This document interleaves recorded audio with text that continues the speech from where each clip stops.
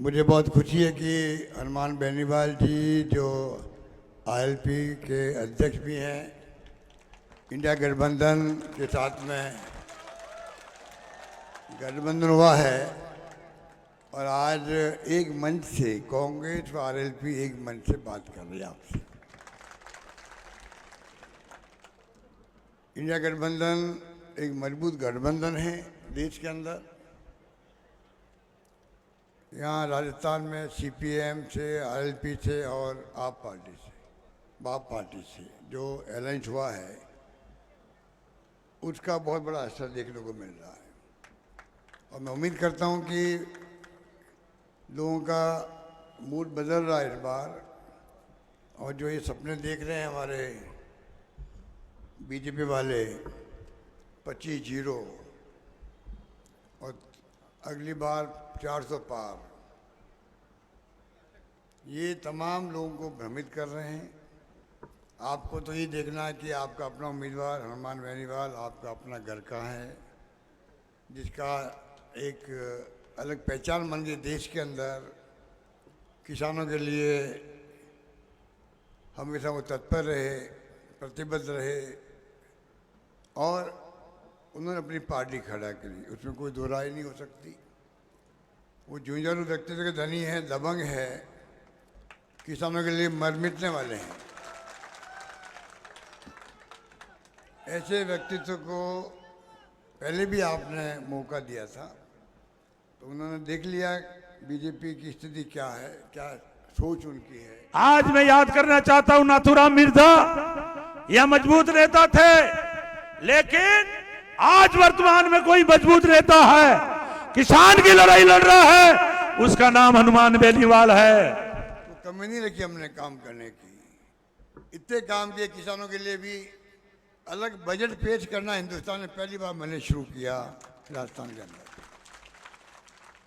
2000 unit बिजली free कर दी, वृद्ध किसानों को 1000 का पेंशन देने लग गए हम लोग। जो किसानों की जो हालत थी, कैसे उनको मजबूत करें। आज कांग्रेस जो वादे किए हैं, मोदी जी जब मुख्यमंत्री थे, मैं भी मुख्यमंत्री था उस वक्त में, तब बोला करते थे वो कि केंद्र सरकार को चाहिए, यूपी गवर्नमेंट को, कि एमएसपी का कानून पास करे। आज 10 साल हो गए उनको। अब क्या हो गया उनको? किसान लोग जो धरना देके बैठे हुए हैं पंजाब बॉर्डर पर, हरियाणा बॉर्डर पर, वही तो मांग कर रहे हैं। आप टस से मस नहीं हो रहे हो। आप सोच सकते हो जिस प्रकार का शासन कर रहे हैं। मणिपुर जल रहा, 1 साल हो गया। आप मुझे बताओ, राजस्थान का एक जिले में दंगे हो रहे हों, आग लगी हुई हो, तो सरकार सब काम छोड़ के उनकी आग नहीं बुझाएंगे क्या? मणिपुर क्या हमारा हिस्सा नहीं है क्या? नॉर्थ ईस्ट का राज्य है, छोटा राज्य है तो राज्य हमारा। आज वहाँ क्या क्या हो रहा है? एक पत्रकार ने मुख्यमंत्री को फोन किया, भाई एक यहाँ रेप हो गया एक महिला का। वो कि एक हो गया, यहाँ तो 100 रेप हो चुके हैं, मैं कुछ नहीं कर सकता। ये आज की बात नहीं है, 6-8 महीने पहले। फानूस बनकर जिनकी हिफाजत हवा करे, फानूस बनकर जिनकी हिफाजत हवा करे, वो क्षमा क्या बुझे जिसे रोशन खुदा करे। तो हनुमान जी को तो खुदा ने रोशन किया, वो क्या बुझने वाले हैं? कहने का मतलब ये तमाम बातें सोच करके हनुमान बेनीवाल जी ने तय किया कि बीजेपी एनडीए गठबंधन को छोड़ो और इंडिया गठबंधन में शामिल हो। ये मैं कहना चाहता हूँ। वोटों की लड़ाई है, किसान वर्सेस पूंजीपति उद्योगपति, वारी लड़ाई है। चॉइस एमपी बीजेपी के थे, एक हनुमान बेनीवाल थे 25 में। हनुमान जी किसानों के लिए जान लगा रहे थे वहाँ। इन चॉइस एमपीओ को पूछो, उनमें अर्जुन मेघवाल भी आते हैं जो इनके सामने खड़े हैं। आपने 10 साल में क्या योगदान दिया राजस्थान को लेकर? ज्योति जी दर तक योग मोनी आया या आ गया तो लट्टू केड़ो है अपारे लेक चालो, वो ही नहीं लगन दू। अपन इन बात ने भैया याद रखनो है, मारू ही धमकियां देवे जो अपन कहीं न्याल करेला। हनुमान जी का इसलिए भी शुक्रगुजार हूँ, किसान के खेत में बिजली वाला नहीं घुसेगा, वीसीआर नहीं भरेगा, उसका नाम हनुमान बेनीवाल है। और मोदी जी के एक सांसद ने जब उनके साथ अत्याचार और जुल्म किए, तब उन बेटियों ने रोई और मोदी जी की आंखों में आंसू नहीं आए। बेटियां कहाँ की थी? हरियाणा की। अपनी बहू, अपनी बेटी, अपनी बहन कहाँ की है? हरियाणा की। वो ज्योति जी की रिश्तेदार थी।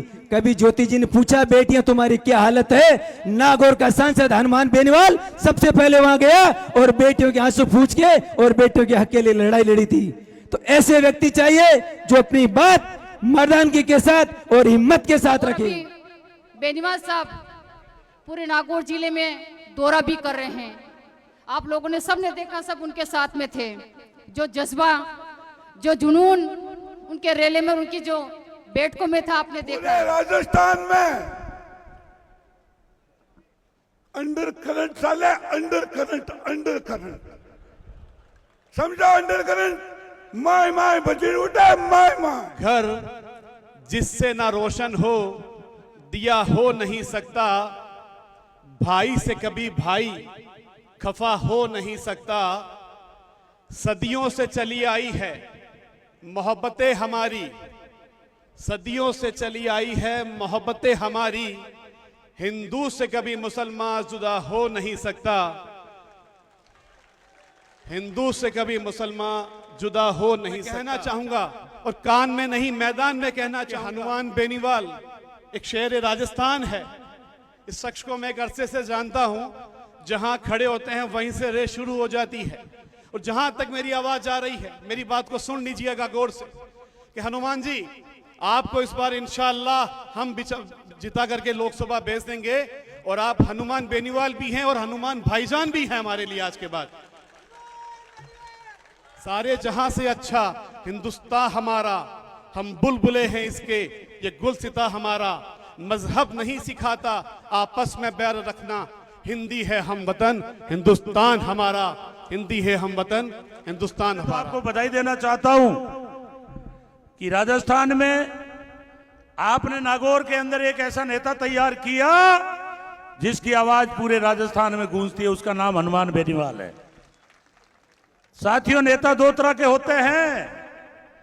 एक नेता वो होता है जो नेताओं का चक्कर काट के टिकट का जुगाड़ करता है, और एक नेता वो होता है जो संघर्ष करता है, पुलिस से टकराता है, प्रशासन से टकराता है, आंदोलनकारी होता है। बड़े से बड़ा पहाड़ भी हो तो भी वो मैदान में आकर के किसान की लड़ाई लड़ने का काम करता है। उसका नाम हनुमान बेनीवाल। जबकि चौधरी चरण सिंह ने कहा था पांव खेत में नजर दिल्ली पर। इसलिए मैं आपसे आग्रह कर रहा हूं कि एक तरफ हनुमान जी आज हमारे गठबंधन में हैं के नेता कहते हैं कि हनुमान जी और अशोक गहलोत जी अगर विधानसभा में मिल जाते तो आज राजस्थान में कांग्रेस की गठबंधन की सरकार होती। किसानों की लड़ाई लड़ने के लिए किसानों के साथ में शाहजहांपुर बॉर्डर पे जाके बैठ गए और उन्होंने कहा कृषि कानून वापस लो।